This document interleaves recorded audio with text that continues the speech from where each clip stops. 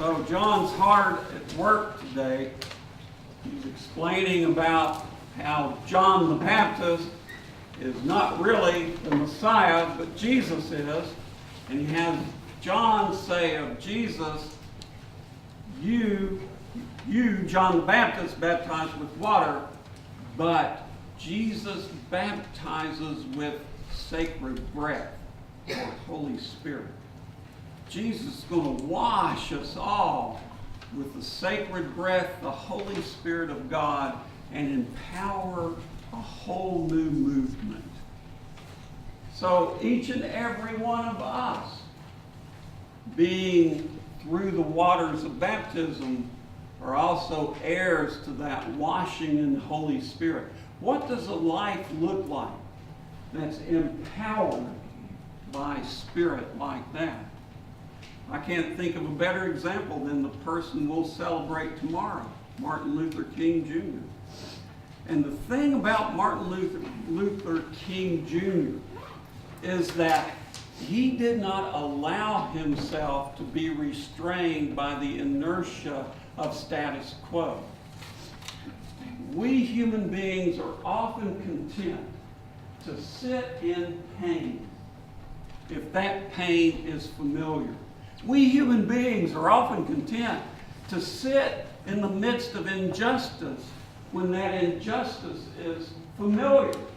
Because if we try to do something about it, what's going to happen? Change. We don't like change. Change is unsettling. But Martin Luther King was washed in the power of the Holy Spirit. He was baptized by the Holy Spirit. Sitting in the jail in Birmingham, the religious leaders there in Birmingham sent him a note and they said, you know, you're from Atlanta. Well, why are you over here causing trouble? Well, if you want to do this civil rights stuff, go back to Atlanta. You got enough problems over there.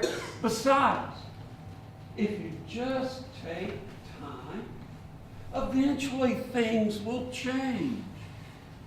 So why are you so worked up? Just go with it. And there's the seductive voice of the status quo. And of course, Martin Luther King, in response to that little note, wrote his famous letter from the Birmingham jail, in which he said, if we remain in the status quo, we will not change, and injustice will continue. He wasn't going to be chained to the history of civil rights abuse. So how do we approach this day tomorrow? Do we approach it like a lament, or do we celebrate it? Was Dr. King's power cut short by a bullet in Memphis? Or did something else happen? A few years ago, I think maybe 3 or 4, there was this little alternate group out there called Old Crow Medicine Show. And they wrote this song. We'll share it with you. Were you there when the man from Atlanta was murdered in Memphis? Did you see him laying at the Lorraine Motel? Did you hear them say that the CIA is witness to the murder of a man at a motel in Memphis?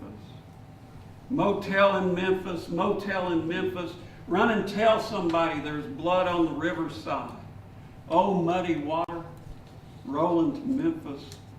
If you were there, you'd swear it was more than a man who died. Did you see Coretta? She was sobbing on the corner in a black veil. Did you watch Mr. Crump in a white coat grin? Did you walk down river where the cottonwoods are swinging with the ghostly bodies of men?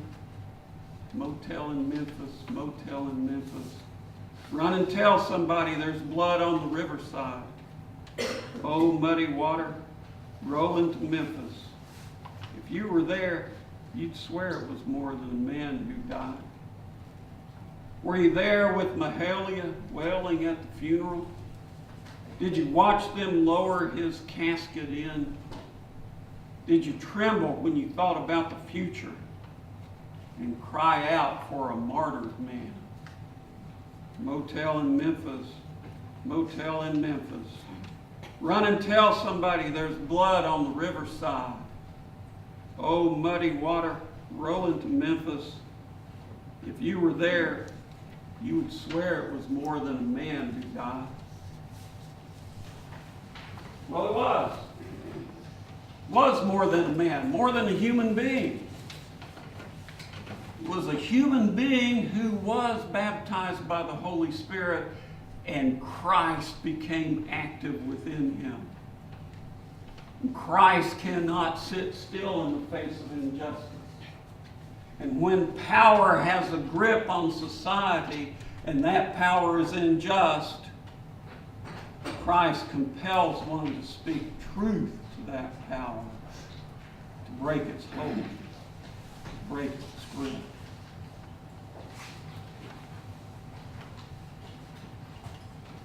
Do you see any injustice in the world today?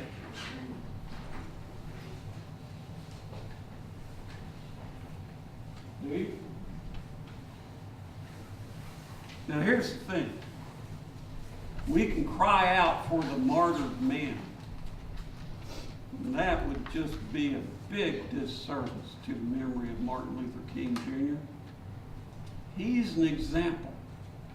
And one of the things that he did, he unleashed hope into our world. He unleashed hope. And if I just hold on to him as a martyred man, I'm going to be pulled into despair, and that inertia of status quo is going to get me. But if I live in the hope of his message and realize that my freedom came at the expense of his life, my freedom from prejudice. And I grew up in the South, and in the South I grew up in, I could see the grip loosening of that old status quo. I could see the thawing of relationships. I could see a new power and vitality growing in the South as we recognized and respected one another as human beings, not as a black person, not as a white person, but as human beings. And we all were enriched by the many gifts we brought to the table. Baptized by the Holy Spirit. Christ, awake, alive, active. Do you see injustice in this world? Baptized by the Holy Spirit. Status quo has no chains on you, has no chain on me. Baptized by the Holy Spirit, we can't help but speak truth to power.